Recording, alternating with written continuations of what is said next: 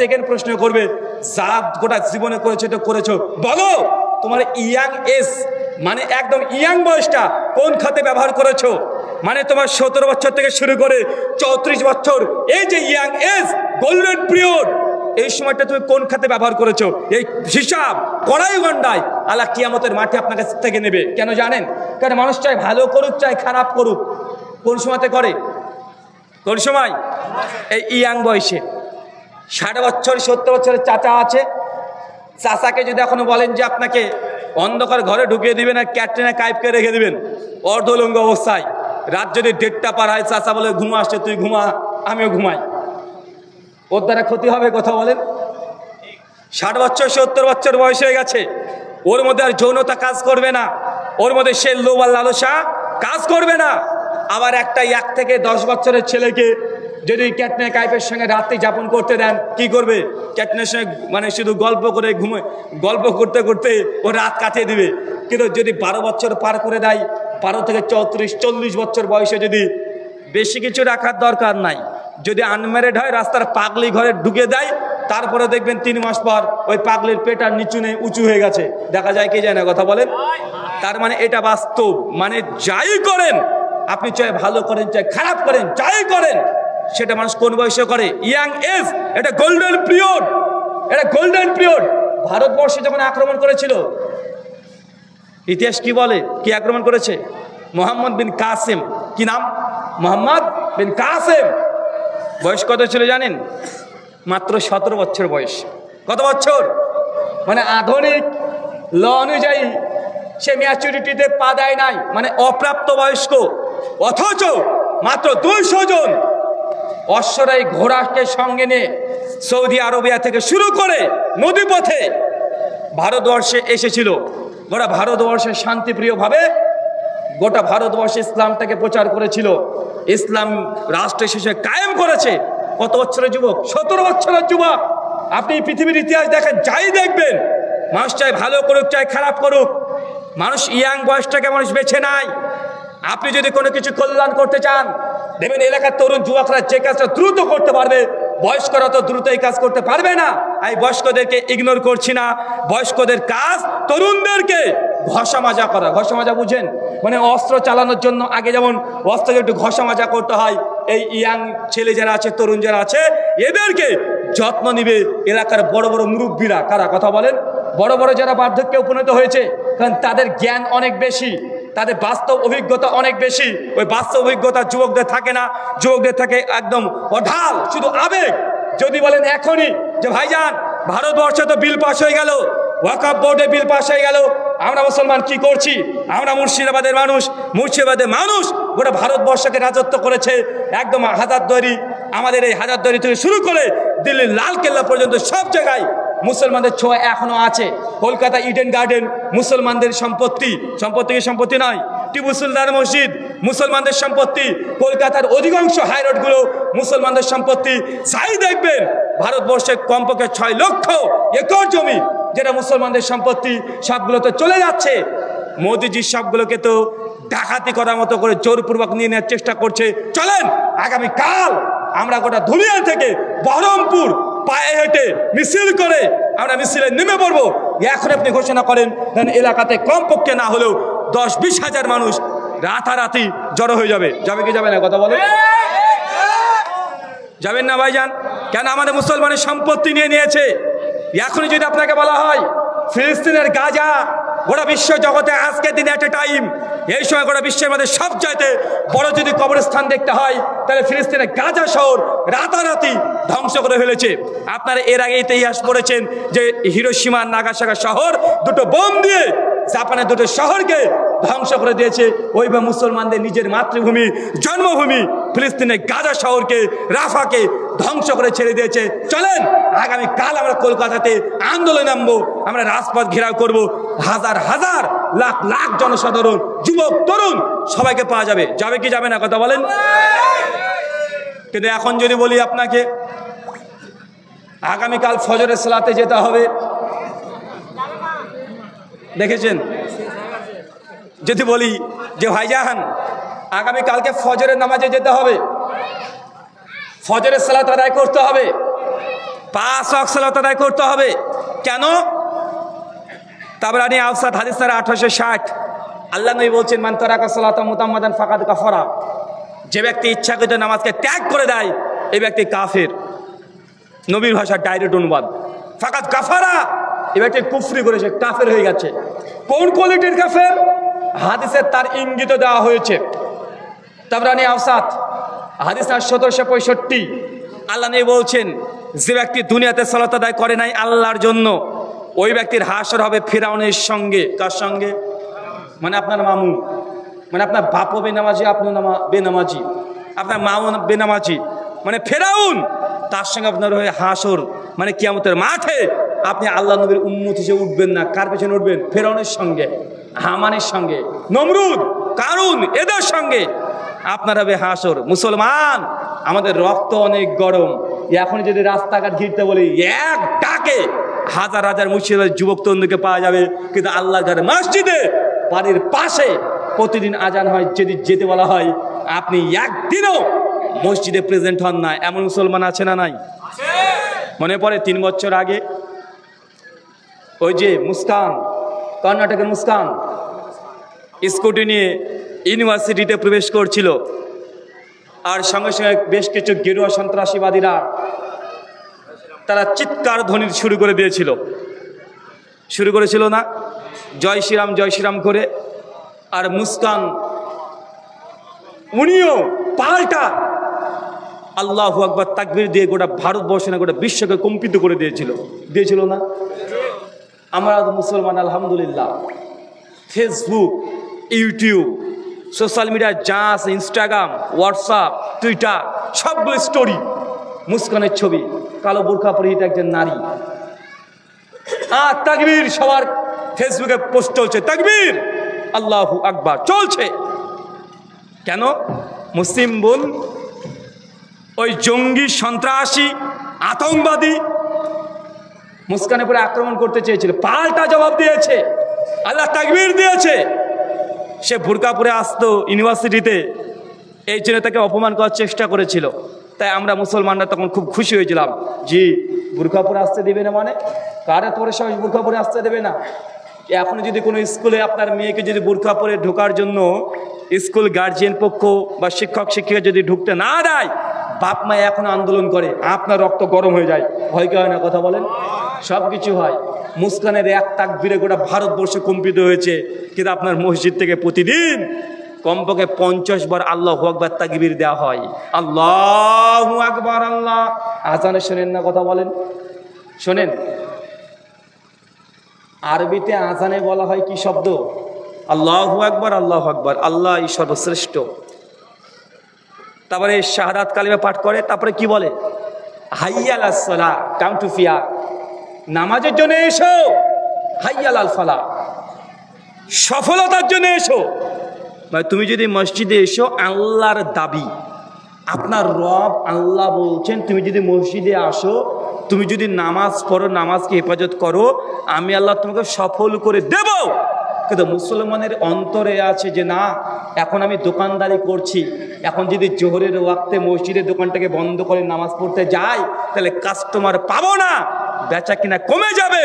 আপনি এই ভয়ে ভীত, সন্ত্রস্ত, এই জন্য নামাজকে আপনি কাজা করে দেন। আর অনেক আছে নামাজ পড়ে না। কেন? বেচা কেনা হবে না। অথচ আল্লাহর দাবিটা সম্পূর্ণ উল্টো। হাইয়া আলাস সালাহ, আরে নামাজের জন্য আসো, হাইয়া আলাল ফালাহ, তাই তুমি সফল হয়ে যাবে। মুসলমান প্রতিদিন 5 বার শুনছে। বলেন তো কয়বার যান আপনি মসজিদে? কথা বলেন, কয়বার যান? কয়বার যাচ্ছেন আপনি? আপনাকে এই কথা বলার উদ্দেশ্য যে আলোচ্য বিষয় যাই হোক না কেন, বর্তমান বিশ্বের যা প্রেক্ষাপট, ভারত থেকে শুরু করে ফিলিস্তিন পর্যন্ত সব জায়গায় আজ মুসলিম জাতি নির্যাতিত না, নিষ্পেষিত, লাঞ্ছিত, বঞ্চিত, পদদলিত। মুসলমানের যে পাওয়ার ক্ষমতা যেসব দেশগুলোতে ছিল, আর সেই দেশে মুসলমান মার খেতে খেতে আজকে নিঃস্ব হয়ে যাচ্ছে। আপনি ভারতীয় মুসলিম, এই ভারতবর্ষকে 800 বছর আমরা ক্ষমতায় ছিলাম। কত বছর? 600 বছর, 800 বছর। আরে বাপদাদা তারা রাজা ছিল, তারা বাদশা ছিল। আজকে ভারতবর্ষের মুসলমান নিজের জমি, নিজের মসজিদ, মাদ্রাসা, মাকতব এগুলো বাঁচাতে পারছে না, কান্নাকাটি শুরু করে দিয়েছে। আন্দোলন করছে, অথচ গোটা ভারতবর্ষের মালিকই ছিল মুসলমানরা। তারা রাজত্ব করেছে, তারাই ক্ষমতায় ছিল। আরে 3-4 পুরুষ যদি আগে চলে যান, মাত্র 200 বছর আগে চলে যান, যতগুলো সাম্রাজ্য অরঙ্গজেব থেকে শুরু করে বাবর, হুমায়ুন, সবগুলো রাজত্ব কাদের ছিল? মুসলমানদের। তো কি ঘটে গেল এমন জীবনে যে মাত্র এই 200 বছরের মধ্যে গোটা বিশ্বে মুসলমানরা আজকে পদদলিত মার খাচ্ছে? অনেকগুলো কারণ আছে। যুবকদেরকে, তরুণদেরকে আমি শুধুমাত্র এই নুসরাতটা করছি। আল্লাহ সুবহানাহু ওয়া তাআলা কারণ বলেছে, এই কারণটা আপনার কাছে কতটা যৌক্তিক মনে হবে জানি না, যিনি গোটা বিশ্ব সৃষ্টি করেছেন তিনিই বলছেন মুসলিম জাতি ফিতনায় গজবে কেন পড়েছে। এই গজবটা আল্লাহর পক্ষ থেকে। কার পক্ষ থেকে? আল্লাহর পক্ষ থেকে। খুলেন সূরা নূর, সূরা নম্বর 24 আয়াত নম্বর 63 একদম মিডল অংশ। আল্লাহ বলছেন আল্লাযীনা ইউখালিফুনা আন আমরিহি আন তুসিবাহুম ফিতনা আন ইউসিবাহুম আযাবুন আলীম। এ মুসলিমবাসী, মুসলমান শোনো, আল্লাযীনা ইউখালিফুনা আন আমরিহি, যারাই দুনিয়াতে আমার নবীর আদেশকে লঙ্ঘন করবে, নবী যে আদেশ করেছে তার পরিপন্থী চলবে, আমি আল্লাহ সে জাতিকে তুসিবাহুম ফিতনা, ফিতনা দিয়ে জর্জরিত করে দেব। কে বলছে কথা? এটা কি আমার কথা? এটা কার কথা? আল্লাহ বলছেন। কি বলছেন? যে জাতি তার নবীর আদর্শকে গ্রহণ করবে না, নিজের মন মতো মর্জি মতো চলবে, আল্লাহ ডাইরেক্ট বলছেন তুসিবাহুম ফিতনা, সে জাতিকে, সে ব্যক্তিকে আমি ফিতনা দিয়ে, আযাব দিয়ে, গজব দিয়ে আমি জর্জরিত করে ছেড়ে দেবো। আর ইউসিবাহুম আযাবুন আলীম, আর মৃত্যুর পর এদের জন্য আছে ভয়ঙ্কর আযাব। তার মানে বোঝা গেল আপনি যদি আল্লাহর নবী এবং আল্লাহ দুজনের পরিপন্থী আমল করেন, আল্লাহ বলেছে এক, আপনি করবেন আর এক, তাহলে গজব কে দিবে? মোদি দেবে না আল্লাহ দেবে? কে দেবে? আল্লাহ দেবে। সেই মুসলিমকে দিল ফিতান। আল্লাহ নবী বলছেন যখন 5টা অপরাধ দুনিয়াতে বৃদ্ধি পাবে, আমি আল্লাহ 5টা আযাব দুনিয়াতে দিয়ে দিব। মানে 5টা অপরাধ আপনি করবেন, আল্লাহ 5টা গজব, আযাব এই বিশ্ববাসীর উপরে ফেলে দিবেন। তার মধ্যে কি একটা? বলছে যখনই সমাজে জাকাত উঠে যাবে, মানুষ যখন জাকাত দেওয়া বন্ধ করে দিবে, জাকাতের কথা বলতে গেলে মানুষের মুখ যদি কালো হয়ে যায়, মানুষ জাকাত থেকে বাঁচতে চাইবে। কেমন? ওকে বলছেন ভাই তোমার পরে জাকাত ফরজ হয় নাই। হ্যাঁ, কেন ফরজ হবে? না না না, ফরজ হয় নাই। এখন জাকাত দেখাচ্ছে দিতে হবে, এই ভয়ে সে সোনা কেনা বন্ধ করে দিয়েছে। 7 ভরি সোনা হয়ে গেল তো জাকাত দিতে হবে, থাক 7 ভরি সোনা আর আমি জমাচ্ছি না। বিভিন্ন কৌশলে জাকাত থেকে বাঁচার চেষ্টা করছে। আল্লাহ সুবহানাহু ওয়া তাআলা নবী বলছেন যখনই 5টা অপরাধ দুনিয়াতে মানুষ করতে শুরু করবে, সেই সময়তে আমি আল্লাহ 5টা গজব দুনিয়াবাসীর উপরে দিয়ে দিব। জাকাত যদি উঠে যায়, আল্লাহ আসমান থেকে বৃষ্টি বন্ধ করে দিবে। কি কথা বলেন? এখন বৃষ্টি পান? বৃষ্টি হয়? আগে যেই মৌসুমে বৃষ্টি হওয়ার কথা, এখন সেই মৌসুমে বৃষ্টি হয়। আগেকার চাইতে এখন গরমের তীব্রতা বাড়ছে কি বাড়ছে না? গত বছর আমাদের পশ্চিমবাংলায় সব জায়গায় হাইস্ট, গোটা পশ্চিমবাংলায় এসি আউট অফ মার্কেট হয়ে গেছিল। হয়েছিল না? এসি মানুষ পায় নাই, সব জায়গায় বেশি এসি গত বছর বিক্রি হয়েছে। টেবিল ফ্যান বাজারে আউট অফ মার্কেট, বাজারে পাওয়া যায় নাই। সিলিং ফ্যান কিছু পাওয়া যায় নাই, কুলার মেশিন পাওয়া যায় নাই। কেন? আল্লাহর এই কথাগুলোকে আপনার কাছে যৎ সামান্য মনে হয়েছে। ভাই আপনি জাকাত দিচ্ছেন না, এটা ঠিক, কিন্তু বৃষ্টি দেওয়ার মালিককে কথা বলেন। আল্লাহ আকাশ থেকে বৃষ্টি বর্ষণ কমিয়ে দেবে, আপনি ওষুধ দেবেন। ওই স্যালোতে স্যালো চালিয়ে চালিয়ে ওই পাহুড় থেকে স্যালো কেরোসিন তেল, ডিজেল, পেট্রোল, ইলেকট্রিক খরচ করে মাটির তল থেকে আপনি পানি তুলে আপনাকে সেচের কাজ করতে হবে। কেন? আপনি ওষুধ দেন না, আল্লাহ আসমান থেকে বৃষ্টি বর্ষণ কমিয়ে দেবেন, বৃষ্টি দেবেন না। আর এমন সময় ঝড় বৃষ্টি দেবেন যেই সময় আপনার ফসলের কোনো বৃষ্টির প্রয়োজন নেই। দেখবেন যখনই আমের মুকুল হয় তখন ঝড়টা চলে আসে, আসে না? আসছেন কি আসছে না? কথা বলেন কেন? কারণ আপনি আল্লাহ সুবহানাহু ওয়া তাআলার বিধান, আল্লাহ যে আদেশ করেছে লঙ্ঘন করেছেন। আল্লাহ নবী তারপরে বলছে যখন দুনিয়াতে গান, বাদ্যযন্ত্র, নর্তকী, নাচা এগুলো বেশি বৃদ্ধি পাবে, সেই সময়তে আল্লাহ সুবহানাহু ওয়া তাআলা ওই জাতির ওপরে, আপনি যখন আমোদ প্রমোদে মেতে উঠবেন, আল্লাহ সুবহানাহু ওয়া তাআলা বলছে জাতির ওপরে জালেম শাসককে আমি ক্ষমতায় বসিয়ে দেব। মোদিকে ক্ষমতায় কে বসিয়েছে? কে বসিয়েছে? এটা আল্লাহ বসিয়েছে। মোদির বাপের ক্ষমতা নাই। মোদির 75 বয়স হয়ে যাবে, রিটায়ার্ড হয়ে যাবে, সেপ্টেম্বরে 75 পুজো যাবে। মোদি আর মানে সিংহাসনে থাকবে না, ছবি শুধু থাকবে। কথা বুঝতে পারছেন? মোদিকে ক্ষমতা কে এনেছে? কে এনেছে? আল্লাহ এনেছে। কেন এনেছে? আপনার কারণে। কারণ আল্লাহর নবীকে দিয়ে জানিয়ে দিয়েছে, যখনই তোমাদের মধ্যে বেহায়াপনা, নির্লজ্জতা, গান, বাদ্যযন্ত্র বেশি হবে, নিজে আমোদ প্রমোদ করবে, খুশিতে মেতে উঠবে, আল্লাহর বিধানের সঙ্গে তুমি তোয়াক্কা করবে না, আল্লাহ যেটা নিষেধ করেছে তাকে চ্যালেঞ্জ করবে। আল্লাহ পারেন। আল্লাহ মোদিকে ক্ষমতা নিয়ে বসে দিয়ে দিয়েছেন। যখন 2014-তে মোদি এসেছিল, আপনি জানতেন যে মোদি আসবে? কেউ আঁচ করতে পেরেছিল? কেউ কল্পনা করতে পেরেছিল যে চলে আসবে? না। আপনি যত নোংরামি করবেন, আল্লাহ আপনার গজব তত দেবেন। যতক্ষণ আপনি ঠিক না হবেন, আল্লাহ এই গজবকে তুলবেন না। কেন? এর আগের নবীদের ইতিহাস পড়েন নাই? আদ জাতি, সামুদ জাতি আল্লাহ পুরোটাকে ধ্বংস করে ছেড়ে দিয়েছে। নবী নূহের কম কে আল্লাহ সুবহানাহু ওয়া তাআলা সমুদ্রে ডুবিয়ে চুবে মেরে দিয়েছে। আপনি কি ভাবছেন আল্লাহ কি এখন আর পারেন না নাকি? যে আল্লাহ পারেন। কয়েক বছর আগে দেখলেন না আল্লাহ সুবহানাহু ওয়া তাআলা করোনা ভাইরাস দিয়ে 2 বছর গোটা বিশ্ব জগৎকে একদম স্টপ করে দিয়েছিল। করোনা ভাইরাস, যাকে চোখে দেখা যায় না। আল্লাহ সৈনিক, দেখেছেন ক্ষমতা কত? ওকে চোখে কোনোদিন দেখেননি। ওই যে আল্লাহ আপনার মুখে মাস্ক পরে ঘুরে নিয়ে বেরিয়েছে। ওই যে গরু থাকে না, গরু মুখে কি একটা পরে দেয় গো, খেতে যেন না পারে। কি দেখলেন মুসলমান? সবাই রাস্তাতে ভয়ে বের হচ্ছে না। কেন? করোনা। আরে ভাই, করোনা কে চিজ কোনোদিন মানুষ দেখে নাই। ওকে মাইক্রোস্কোপ যন্ত্র দিয়ে দেখতে হয়। আল্লাহ চাইলে আল্লাহ পারে, বিশ্ববাসীকে দেখিয়ে দিয়েছে। তাই যখন আপনার এই গুনাহ বাড়বে, যখন আপনার গান বাদ্যযন্ত্র বাজবে, সঙ্গে সে আল্লাহ জালেম শাসক আপনার উপরে দিয়ে দিবে। এলাকাতে বিয়ে হয়, হ্যাঁ, ডিজে বাজে না? তো ডিজে যদি বাজে, আপনি ভাবছেন আপনার মেয়ের বিয়েতে ফেরেশতারা আসবে? হ্যাঁ চাচা, তাই না?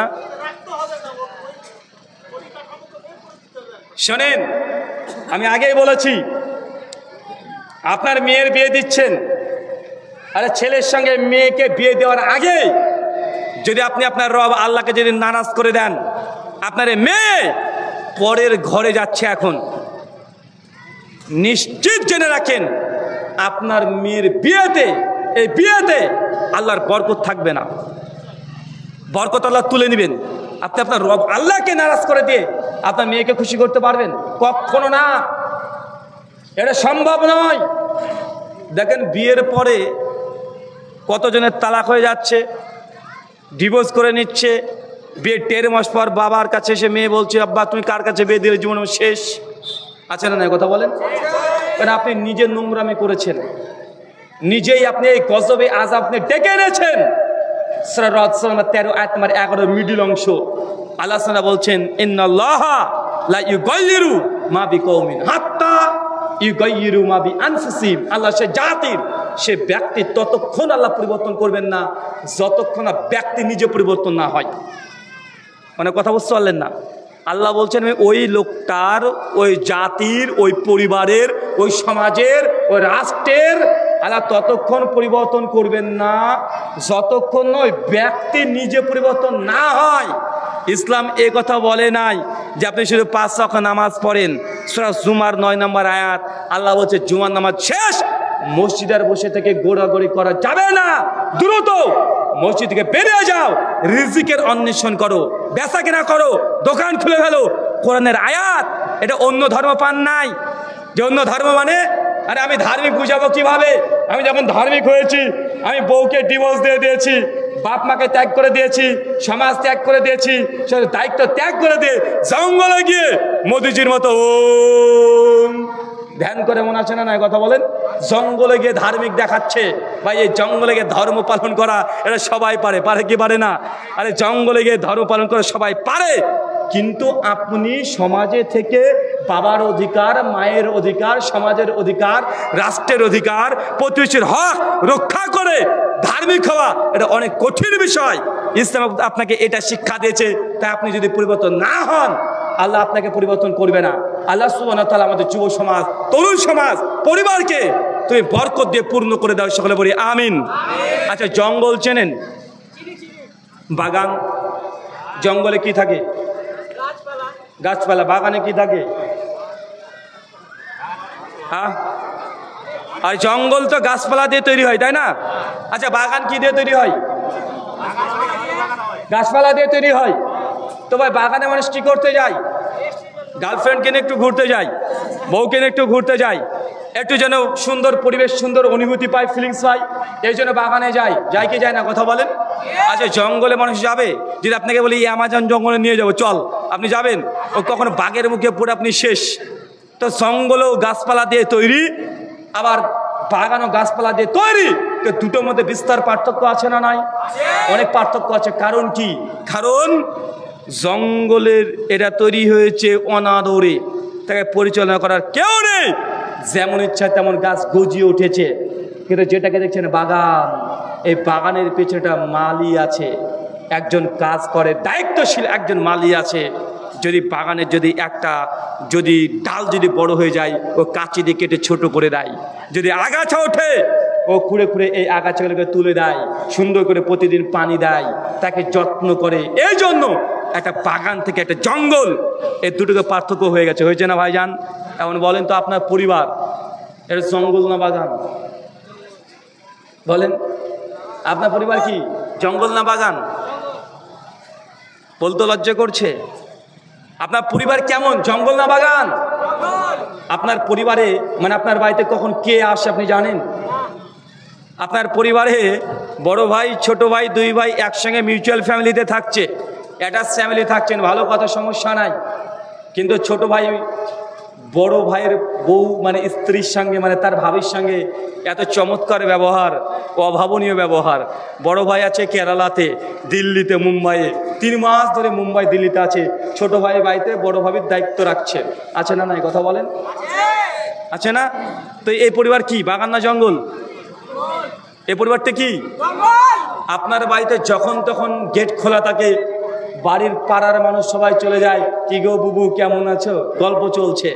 আপনার স্ত্রী পাড়া সবগুলোকে ডেকে এনে উকুন বাচ্ছে, মানে কোনো কাজ নাই, উকুন বাচ্ছে। আর বুবু ওই বাড়িতে কি হলো, এই বাড়িতে কি হলো, যত রকমের পাড়া ঝামেলা সব আপনার স্ত্রীর কাছে একদম নিউজ চ্যানেল। এমন কিছু মেয়েরা আছে না? আর পাড়াতে এমন কিছু চাষি আছে, দেখবেন ওরা থাকলে গ্রামে সিসি ক্যামেরা লাগবে না, লাগে নাকি? মানে কার বাড়িতে কে আসছে কে আসছে না, চাষি একদম সব নখর দর্পণে কার বাড়িতে কে ঢুকেছে ও বেড়া ফাঁক করে হলো এক চোখ দিয়ে ও ঘুরে ঘুরে দেখে। এরকম আছে না ভাইজান? তো এই পরিবারটাকে জঙ্গল বলবেন না বাগান বলবেন? মনে রাখবেন, আপনার পরিবারকে এই জঙ্গল থেকে বাগান তৈরি করতে কে পারে? কে পারবে? আমি পারবো? আমাদের সম্ভব নয়, আমি পারবো না। আল্লাহ নবী সহিহ বুখারী 1348 নম্বর হাদিসের দায়িত্ব দিয়ে দিয়েছে, এই জঙ্গল কেটে কিভাবে বাগান তৈরি করতে হবে। আল্লাহ নবী বলছেন, প্রত্যেক আদম সন্তান জন্মগ্রহণ করে দিনুল ফিতার নিয়ে, মানে মুসলিম অবস্থায়। তারপরে তার বাবা তার মা তাকে অগ্নি পূজারী বানায়, তার প্রতিবেশী তাকে মূর্তি পূজারী বানিয়ে দেয়। এখন বলেন তো, একটা ছোট্ট শিশু ধ্বংসের পেছনে, ছেলে মেয়ে ধ্বংসের পেছনে ক্রিমিনাল, দায়ী আল্লাহ নবী হাদিসে কাকে করেছে? কাকে করেছে? বাবা মা আর প্রতিবেশী। আপনার সন্তান আল্লাহ যখন আপনাকে দিয়েছে না, এটার উদাহরণ আপনি বুঝে নেন। আমাদের এই মোবাইল আছে, মোবাইল একটা মেমোরি কার্ড আছে, থাকে কি থাকে না? একটা মেমোরি কার্ড আছে না, 2GB 4GB 8GB 164 256 500GB, অনেক রকমের হার্ড ডিস্ক আছে। এখন তো SSD চলে এসেছে, এখন তো আবার AI চলে আসছে, মানে মারাত্মক পর্যায়ে, মানে যুগ কত দ্রুত মানে রিকভার করে ফেলছে। তো একটা মেমোরি কার্ড যখন দোকান থেকে কিনে নিয়ে আপনি চলে আসছেন, মেমোরি কার্ডটা ব্ল্যাঙ্ক থাকে না, ফাঁকা থাকে না? ফাঁকা থাকে। তো এখন এই মেমোরি কার্ডের মালিক কে? এখন আপনি কিনেছেন, আপনি। এখন আপনি চাইলে এই মেমোরি কার্ডে গান পড়তে পারেন, পর্নোগ্রাফি পড়তে পারেন, অথবা আপনি চাইলে ইসলামিক আলোচনা, কোরআন হাদিস PDF বই এটা পড়তে পারেন। পারেন কি পারেন না, কথা বলেন? পারেন। কেন?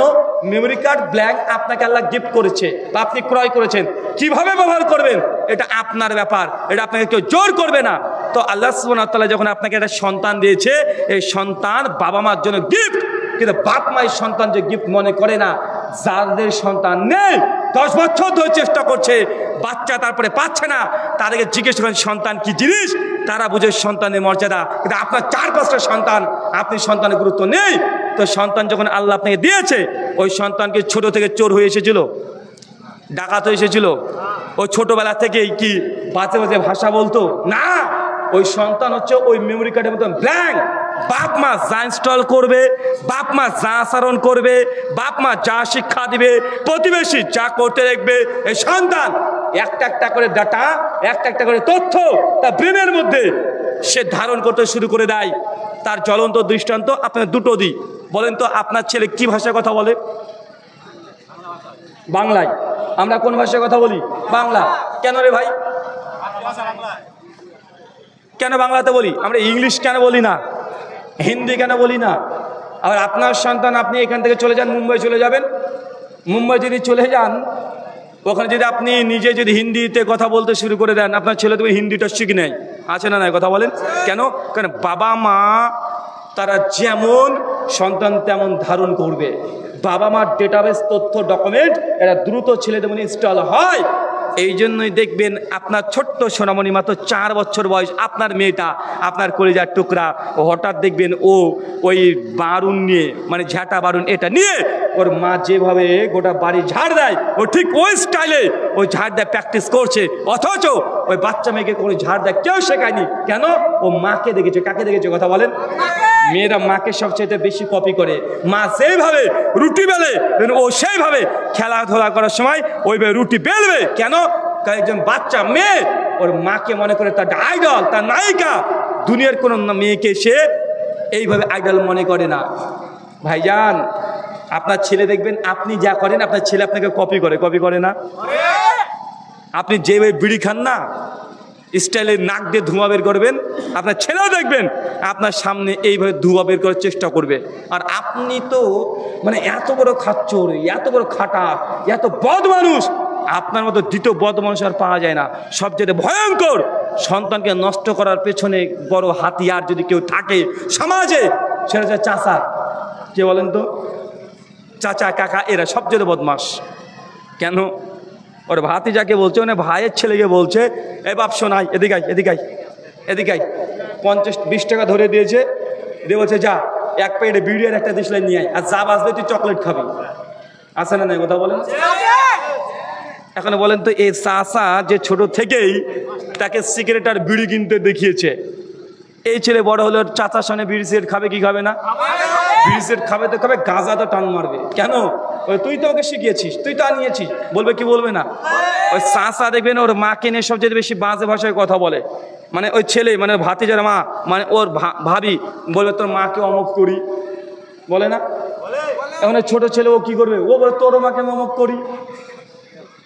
আল্লাহ নবীর হাদিস স্পষ্ট জল করছে যে প্রত্যেকটা আদম সন্তান দিনুল ফিতর নিয়ে জন্মগ্রহণ করে। তাকে নষ্ট করে দেয় তার বাপ মা, তাকে নষ্ট করে দেয় তো তার প্রতিবেশী। আপনার সন্তানকে নষ্ট করছে আপনি নিজে। যদি কেউ যদি বড় ক্রিমিনাল হয়, বাপ আর মা হচ্ছে সবচেয়ে বড় ক্রিমিনাল সন্তানকে ধ্বংসের পেছনে। কেন? সন্তান এখনো ভাত খাচ্ছে না, মা তখনও বলছে তুই খাবি না তো ঠিক আছে, তো মোবাইল নে, তখন মোবাইল দেখাচ্ছে। আসে না নাই? কথা বলেন। মা এখন টিভিতে এখন সিরিয়াল দেখবে। কি দেখবে? সিরিয়াল দেখবে। সন্তান এখন ঝামেলা করছে, মা তখন বলছে তুই মোবাইলে তুই রিলস দেখতে থাক, আমি একটু সিরিয়ালটা দেখা শেষ করে নি। আসে না নাই? কথা বলেন। আমাদের সমাজে বাপ মা সবচেয়ে যে ছেলে মেয়ে যখন ভাবে যে ছোট ছোট ছেলে মেয়ে, এদেরকে যতটা না যত্নশীল হয়, মেয়ে মানুষ নিজের মেয়ে যখন 12-14 বছর পার করে দিয়েছে, বাপ মা তখন দায়িত্ব কমে যায়, অনেক কমে যায়। মানে মেয়ে আমার বড় হয়ে গেছে, আর দেখাশোনা দরকার নেই। এমন আছে না নাই? আছে। কিন্তু বাপ মা যদি এটা জানতো যে আমাদের ইন্ডিয়ান রিপোর্ট বলছে 90% মেয়েরা তারা সেক্সুয়ালি হ্যারাসমেন্ট হয়, মানে যৌন নির্যাতন হয়। যৌন নির্যাতন বুঝেন চাচা? কত %? 90%। মানে আপনার এলাকাতে যদি 100 জন মেয়ে থাকে, সেক্সুয়াল হ্যারাসমেন্ট হয়েছে 90 জন। আপনার যদি 7 বছর, 8 বছর, 10 বছর মেয়ে থাকে, তাকেও সেক্সুয়াল হ্যারাসমেন্ট করেছে প্রায় 90%। এটা বিশ্বাস করেন, এটা গোটা বিশ্বের রিপোর্ট এ কথাই বলছে। সেক্সুয়াল হ্যারাসমেন্ট কি? মানে আপনার মেয়েকে বাজেভাবে স্পর্শ করা, বাজে ইঙ্গিত করা, আপনার মেয়ের গায়ে বাজেও টাচ করার মধ্যে পার্থক্য আছে না নাই? আপনি বাপ, আপনি আপনার মেয়েকে যখন টাচ করবেন এর অনুভূতি আলাদা। কিন্তু প্রতিবেশী একজন ওই বয়সেরই লোক যদি আপনার মেয়েকে যে টাচ করার মধ্যে পার্থক্য আছে না নাই? পার্থক্য আছে। তো 90% মেয়েদেরকে সেক্সুয়াল হ্যারাসমেন্ট করা হয়। আর ভয়ঙ্কর তথ্য। এই 90% মেয়েদেরকে যখন গবেষণা করে জিজ্ঞাসা করা হয়েছে জীবনে একজন মেয়ে প্রথম সেক্সুয়াল হ্যারাসমেন্ট কার দ্বারা হয়েছিল, কার দ্বারা, মানে প্রথম এই যৌনতা যুক্তে হিংস্র নোংরা তার শরীরে থাবাটা কে বসিয়েছে, শতকরা 56% মেয়েরা অ্যান্সার করেছিল নিজের কাজিনের মধ্যে। কাজিন মানে বোঝেন, নিজের নিকটীয় আত্মীয়রাই একটা মেয়ের সঙ্গে প্রথম যৌন হয়রানি করে। মানে আপনার মেয়ের হতে পারে বুকে হাত দিয়ে দিয়েছে, হতে কোমরে হাত দিয়ে দিয়েছে, গায়ে হাত দিয়ে দিয়েছে, বা বাসে বসেছিল। আপনার মেয়ে, ওই বাসটা তো আপনার বাপের না, ওটা আপনারও না, আর বাসাতে একটা সিট থাকে না, 3টে বা 2টা সিট আছে। আপনার মেয়ে বসেছে, পাশে আর একজন বদমাস কুলাঙ্গার বসেছে, আপনার মেয়ের রাঙে একটু হাত দিয়ে দিয়েছে। মানে বিভিন্ন রকমের সেক্সুয়াল অ্যাক্ট যেগুলো আছে এই আপনার মেয়ের সঙ্গে নোংরামি করেছে। মেয়েদেরকে জিজ্ঞাসা করেছে মানে কারা প্রথম করেছে। 56% মেয়েরা বলছে নিজের আত্মীয়র মধ্যে। আত্মীয় মানে বুঝেন, মামাতো ভাই, কাকাতো ভাই, ফুপাতো ভাই, চাচাতো ভাই, দুলা ভাই। এ হচ্ছে সবচেয়ে বদমাস, এই দুলা ভাইটা। কে বলেন তো ভাইজান? এই দুলা ভাই যাকে বলছেন না, এই সবচেয়ে বড় ক্রিমিনাল। একটার সঙ্গে বিয়ে দিয়েছেন, ও আরেকটাকে ফ্রি মনে করে, আছে না নাই? বড়টার সঙ্গে বিয়ে দিয়েছেন, ঠিক আছে, যা ইচ্ছা তাই করতে পারে। ছোটটাকে ওরা আশেপাশে যেতে দিবেন না। কি বললাম? ওরা আশেপাশে যেতে দিবেন না।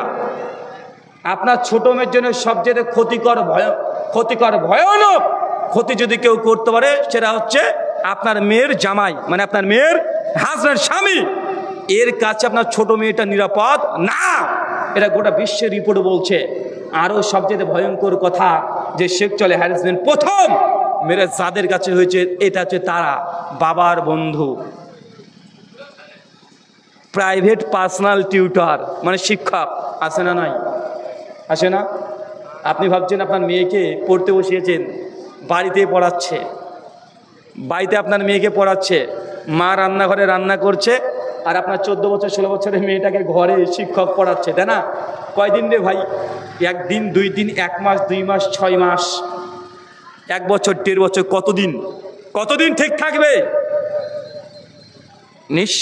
নিঃসন্দেহে রিপোর্ট বলছে আপনার মেয়ের সঙ্গে তার একটা নোংরা সম্পর্ক তৈরি হবেই হবে।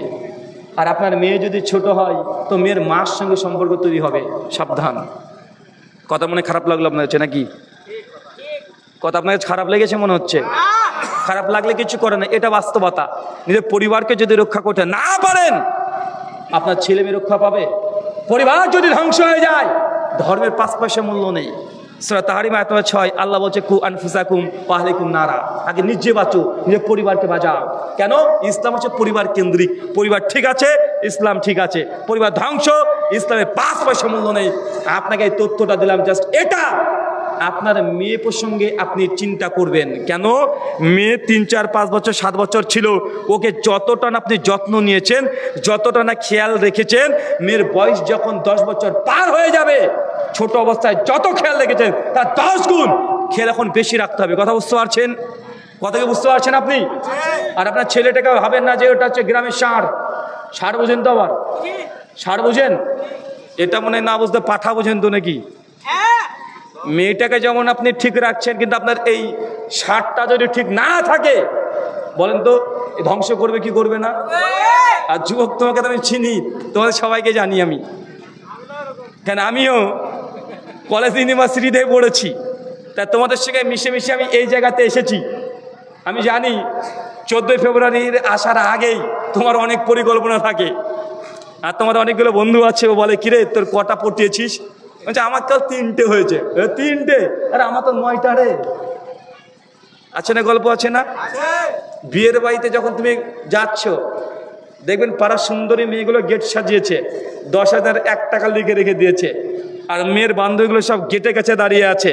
আর ছেলে পক্ষ আসছে গাড়িতে, বরযাত্রী, মানে পাকা বদমাস খাটাসেরা বরযাত্রী আসছে। কারা আসছে? ছেলের বন্ধুরা, ছেলের ভাইরা, আত্মীয় স্বজন, তারা আসছে। গাড়ি থেকে নেমে বলছে ওইটা আমার, এটা আমার, সব ভাগাভাগি হয়ে গেছে। আছে না? এটা তোমরা করো, আমি জানি এটা তোমার মধ্যে আছে। তাই আপনাকে আমি আগে এতটা বোঝানোর চেষ্টা করলাম, ছেলে এবং মেয়েকে বাপ মা 10 বছরের আগে যতটা যত্ন নিয়েছেন, যতটা খেয়াল রেখেছেন, যতটা নিয়ন্ত্রণে রেখেছেন, 10 বছর পার হয়ে গেলে আপনাকে নজরদারি বাড়িয়ে দিতে হবে। সহিহ বুখারী হাদিস নাম্বার 2001। আল্লাহ নবী বলছেন, দুনিয়াতে সবচেয়ে কেউ যদি পাপ থেকে বেঁচে থাকতে চায়, প্রথম হাতিয়ার হচ্ছে বন্ধু নির্বাচন করা। কি করা? আপনার ছেলে কার সঙ্গে চলছে, আপনার মেয়ে কার সঙ্গে চলছে, এটাকে দেখা। কারণ বন্ধু যেমন হয়, বন্ধুর আচরণ তোমার মধ্যে চলে আসবে, আর তোমার আচরণ বন্ধুর মধ্যে চলে যাবে। আপনি যদি ডাকাত হন, দেখবেন ডাকাতের সঙ্গে বন্ধুত্ব ডাকাতেরই হবে। আপনি শুধু চিন্তা করছেন 2 নম্বরই ব্যবসা করব, এই ব্যবসা করব, অটোনি দেখবেন রাস্তা খুলে গেছে, দেখবেন কতগুলো 2 নম্বরই ব্যবসায়িক আপনার সামনে সেই হাজির, বাড়িতে এসে বসে থাকবে। আসে না? নয় কথা বলেন। সহিহ বুখারী 2001 নম্বর হাদিস। আল্লাহ নবী এই জন্য বলছেন, বন্ধুত্ব হয় 2 রকমের। তার উদাহরণ দিতে গিয়ে তিনি মেটাফরিক্যালি বলছেন, এক হচ্ছে আতরওয়ালা আর একটা হপারওয়ালা। হপার বুঝেন? কামার। কামার কামার বুঝেন না? ওই যে হেসে দাউলিগুলো তৈরি করে। আল্লাহ নবী বলছেন, আতরওয়ালা আর হপারওয়ালা মানে কামারওয়ালা বন্ধুত্ব তৈরি করতে হবে আতরওয়ালার সঙ্গে। মানে এটা জাস্ট উদাহরণ, উপমা, মেটাফরিক্যালি, মাজাজান অর্থ। এর অর্থ কি? আল্লাহ নবী বলছেন, তুমি যদি আতরওয়ালার সঙ্গে বন্ধুত্ব করো, তো তুমি বন্ধুর দোকানে যাবে, তোমাকে তোমার বন্ধু একটু গিফট করতে পারে, একটু হাদিয়া দিতে পারে। আর একটা হাদিয়া পেলে তুমি সেন্ট পেয়ে গেলে। তোমার বন্ধু যদি তোমাকে হাদিয়া নাও দেয়, তো দোকানে বসে থাকলে ও অন্তত পক্ষে সুগন্ধি তো পাবে নাকি ভাই? পাওয়া যাবে কি যাবে না? কথা বলে। অন্তত সুগন্ধি পাবেন। কিন্তু আপনি যদি কামারের দোকানে যান, ওর সঙ্গে যদি বন্ধুত্ব করেন, ওর দোকানে বসে থাকবেন, আপনাকে ছাই দিয়ে আর দুর্গন্ধ দিয়ে শরীরে গন্ধ করে ছেড়ে দিবে। আসে না? নয় কথা বলেন। এই জন্য আল্লাহ নবী বলছে, যে বন্ধুত্ব করতে হয় আতরওয়ালার সঙ্গে করো, হয় তার কাছে তুমি উপকার পাবেই পাবে, হয় তোমাকে আতর গিফট করবে, অত সুগন্ধি পাবে, কিছু একটা তোমাকে হবেই হবে। তার জন্য আল্লাহ নবী বলছেন, বন্ধু নির্বাচন যতক্ষণ ঠিক না করছেন, ততক্ষণ পর্যন্ত এই দুনিয়াতে পাপ গুনাহ থেকে আপনি দূরে থাকতে পারবেন না। আপনাকে অনেক উদাহরণ দেওয়া যাবে, হাদিসেও আছে, বাস্তব জীবনে আপনি পেয়ে যাবেন। দেখবেন যে কোয়ালিটি তার বন্ধু সেই কোয়ালিটির হয়, আছে না? মানে আপনি যে কোয়ালিটির না, আপনার বন্ধু সেই কোয়ালিটি অটোমেটিক চলে আসবে। তাই বন্ধুকে দেখে, বন্ধুর আচরণ দেখে আরেকজন বন্ধুর চরিত্র নির্ণয় করা যায়। এই জন্য আগেকার মানুষরা কি বলতো, ওই বাড়িতে বিয়ে দিবি তো ছেলের বন্ধু বান্ধব সম্পর্কে একটু খোঁজ নে, যে কাদের সঙ্গে চলাচল করে। কেন? কারণ ও যার সঙ্গে চলাচল করে না, ওই যার সঙ্গে বিয়ে দিতেছেন ও ওই সেম কোয়ালিটিরই হবে। এমন হয় কি হয় না? সহিহ বুখারী হাদিস 3470। আল্লাহ নবী একদিন হানজালা, বিখ্যাত সাহাবী, নাম শুনেছেন? বিখ্যাত সাহাবী, তিনি উহুদের যুদ্ধে শহীদ হয়েছিলেন। রাস্তাতে দেখছে, সহিহ মুসলিম 2570 নম্বর হাদিস, ছুটতে ছুটে চলছে, দৌড়ছে হানজালা, আর চিৎকার মারছে, কান্না করছে। মাঝখানে আবু বকরের সঙ্গে দেখা। আবু বকর বলছে, কি হয়েছে হানজালা? হানজালা তোমার কি হয়েছে, তুমি দৌড়ছো কেন? হানজালা বলছে যে, আবু বকর, আমি মুনাফিক হয়ে গেছি, আমি মুনাফিক হয়ে গেছি। আবু বকর বলছে, হানজালা তুমি মুনাফিক হয়ে গেছো মানে? তুই বলো কি, তুই মুনাফিক হয়েছো মানে? হানজালা তখন বলছে যে, আবু বকর, আমি যখন নবীর মজলিসে বসি, আল্লাহ নবীর সামনে যখন যাই, মসজিদে যখন যাই, নবী যখন জান্নাত জাহান্নাম কোরআন হাদিসের কথা বলে, ওই সময় আমার ঈমানটা এত উঁচু মানের হয়ে যায়, আমার মন চায় না যে মসজিদ থেকে বাইরে আসি। মন বলে সবসময় ইবাদতে ব্যস্ত থাকি, সবসময় ইবাদত করতে থাকি। যখন আমি দুনিয়াবি ব্যবসা বাণিজ্যে চলে আসি, সেই সময় আমার ঈমানটা আস্তে আস্তে দুর্বল হয়ে যায়, মন চায় না আর মসজিদে যেতে, মজলিসের বসতে মন চায় না। যখন এই কথা আবু বকরের সামনে হানজালা বলেছে, আবু বকর রাদিয়াল্লাহু তাআলা তিনি বলছেন যে, হানজালা, আরে কি বলো, আমারও তো একই অবস্থা। নবীর কাছে যখন থাকি আমার তো ঈমান বৃদ্ধি পেয়ে যায়, আর যখন মজলিসকে ত্যাগ করে চলে আসি, সেই সময় আমার ঈমানটা আস্তে আস্তে কমতে শুরু করে। আবু বকর তখন বলছেন যে, হানজালা চলো, আমিও নবীর কাছে যাব। হানজালা আর আবু বকর দুজন ছুটছে, দৌড়তে দৌড়তে আল্লাহ নবী ঘরের সামনে চলে এসেছে। যখন ঘরের সামনে দাঁড়িয়ে আছে, আল্লাহ নবী তখন বলছে, কি আবার আমার হানজালার? হানজালা তোমার কি অবস্থা? আবু বকর বলছে, ইয়া রাসূলুল্লাহ, হানজালা মুনাফিক হয়ে গেছে। আল্লাহ নবী বলছে, হানজালা মুনাফিক হয়ে গেছে মানে? জি। আল্লাহ নবী তখন খুলে বলেছে, আপনার সামনে বসলে তখন মনে হয় যে মসজিদে থাকি, বাইরে না যাই, তো যখন বেচা কেনা করতে চলে যায় তখন মসজিদমুখী হতে ভালো লাগে না। আল্লাহ নবী বলছেন যে, হানজালা, তোমার যদি সবসময় আমার সামনে বসলে যেমন ঈমান তাজা থাকে, যেমন ঈমান টকবক করে, ওই অবস্থা যদি সবসময় তোমার থাকতো, আসমান থেকে ফেরেশতারা এসে তোমাদের সঙ্গে মুসাফা করে চলে যেত প্রত্যেক দিন। তার মানে বোঝা গেল আল্লাহ নবীর এই হাদিস ইমাম হাজার আসকালানি ফতুল বাড়ির মধ্যে নিয়ে আসছেন। ইমাম নবী সহিহ মুসলিম শরাতে নিয়ে এসে সিদ্ধান্ত দিচ্ছেন, যদি ইমানের টেস্ট পেতে চান, যদি গুনাহ থেকে বাঁচতে চান, তা নেককার পরেশগার বন্ধু নির্বাচন করেন, তার সঙ্গে উঠা বসা করেন, তার সঙ্গে সময় কাটান, অটোমেটিক আপনার ইমান বাড়তে থাকবে। বন্ধু যেমন আপনি তেমন হয়ে যাবেন। কোনো বন্ধুর মধ্যে যদি দেখেন কেউ যে বেশি বেশি অতিরিক্ত সে কোরআন মাজিদ পাঠ করে, আপনি যদি তার সঙ্গে চলাচল করেন, আপনাকে কোরআন মাজিদ পাঠ করতে মন চাইবে। মন চাই কি চায় না? দেখবেন যে বন্ধু বেশি সিনেমা দেখে না, ওই সিনেমা যে বেশি বেশি দেখে না, ওর সঙ্গে আপনি সিনেমায় দেখছেন, এমন হয় কি হয় না? যে বন্ধু আপনার বেশি গান শুনতে পছন্দ করে, দেখবেন ওর সঙ্গে চলাচল করবেন, 10 দিন 20 দিন 1 মাস চলবেন, দেখবেন আপনার গানের নেশা হয়ে গেছে।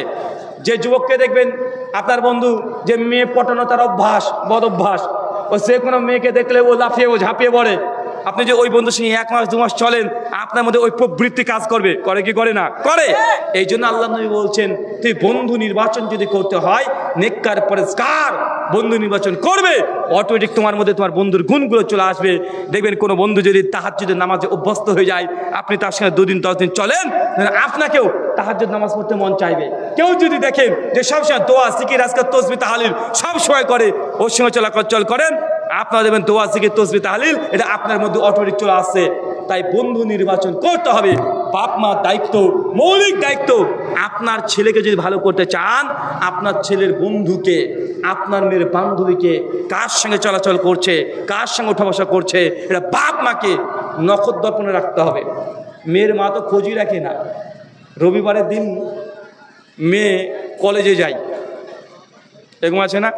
মানে রবিবারে মেয়ে বাড়ি থেকে বেরিয়ে চলেছে, কোথায় যাচ্ছিস রে মা? কোথায়? যে মা এই কলেজে যাচ্ছি। হচ্ছে রবিবার। মা যে যা তাড়াতাড়ি আসিস, যা তাড়াতাড়ি আসিস। ভাই এমন আছে না? নাই কথা বলেন। এটা হচ্ছে আমাদের দুনিয়াবী ফিতনা। আল্লাহ সুবহানাহু ওয়া তাআলা এই যুব সমাজ, তরুণ সমাজকে তুই পরিত্রাণ দান করে সকলে বলি আমিন।